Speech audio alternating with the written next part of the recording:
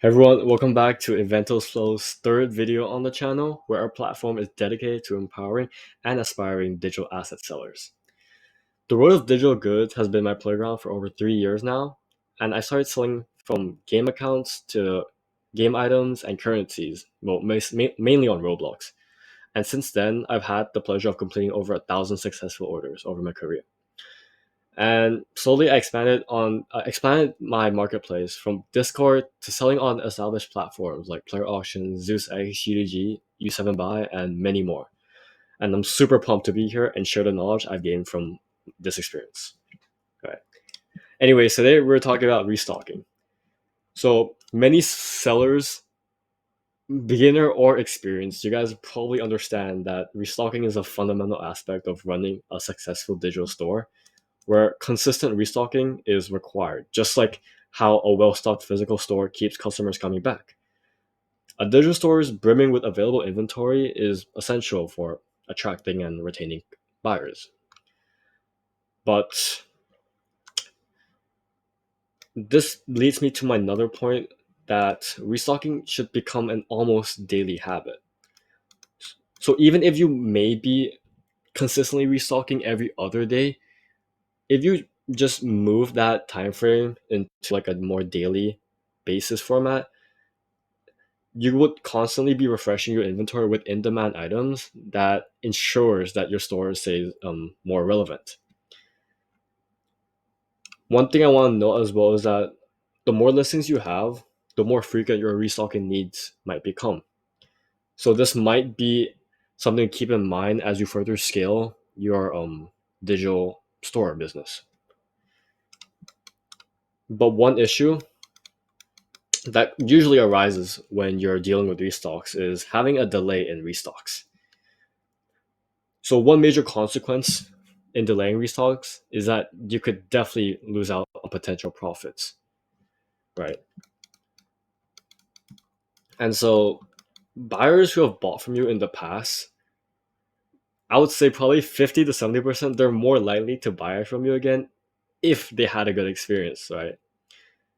But if that same customer visit your store and finds that their desired item that they've bought like last week is out of stock, they might simply move on to, to another competitor who has it in stock, which is not good for your store, right? So it's important to know what, when, and how to restock. Focusing on what items actually need to be restocked. When you're restocking items, I hope that you're not just restocking items that were sold last week or items that were sold but it took like 2 months for it to get sold after you posted it. So you need more of a, I'm hoping that you have a priority list or an item that you know is in demand.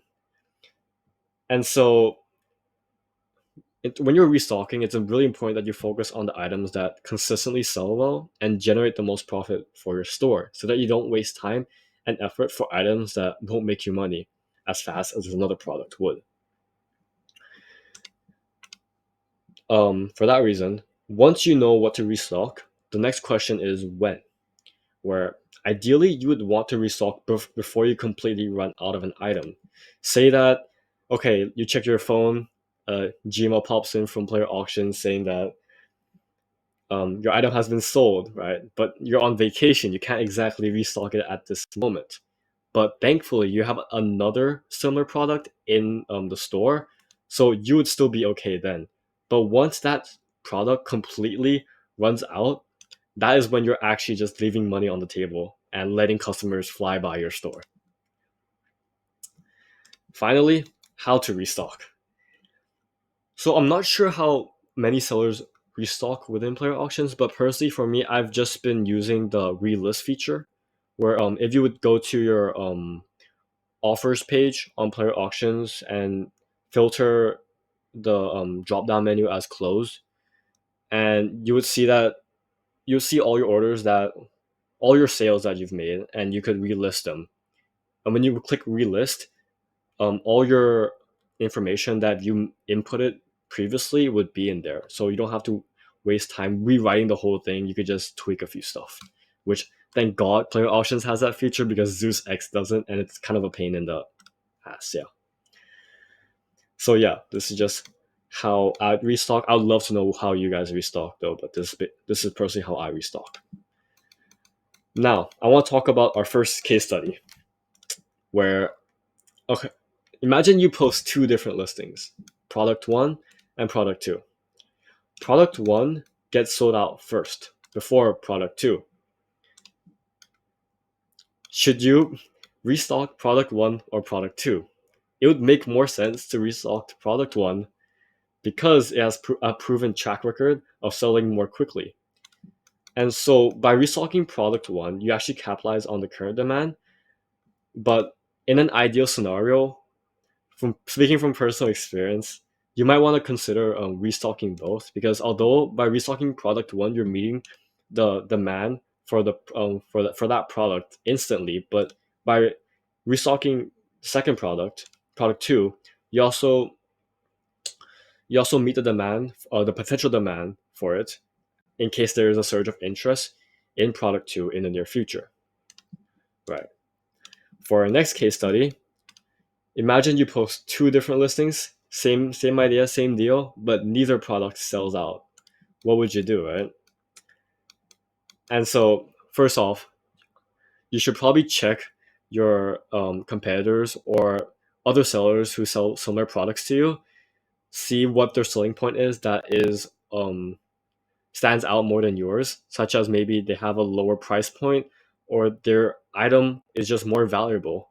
And think about what you could do to tweak your product so that you could reduce the gap between you and your competitor.